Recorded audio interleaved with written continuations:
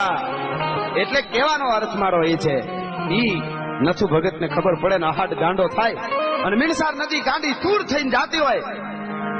અને દર બીજે માની પાસે કંડોણા લીરબાઈ માની પાસે નથુ ભગત ને આવવાનું હોય અને એનો વચનમાં ફેર ન થાય ને આવ્યો ભાઈ, આખું ગામ ચિંતા કરે,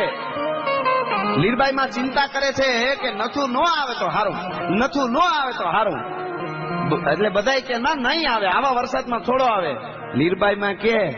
ઈ મેર નો દીકરો છે, બોલ્યો કરે નહીં, બીજ થાય એટલે આવે અને આવે હો.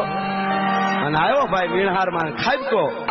એક દાવ નીચે સુધી તણાઈ નીકળીને ઈ કડિયું ને ઈ સોરણો ને ઈ પાઘડી લબે થબે પરળીને આવ્યો મારો દીકરો આવ્યો, મારો નથુ આવ્યો અને પગે લાગ્યો. માને કીધું કે આવા વરસાદનું હવાય માં. અને ઈ વખતે નથુ ભગતે કીધું તું કે માં હું તો મીણહાર નદી ગાંડી તૂર થઈને પૂર જાતા હતા,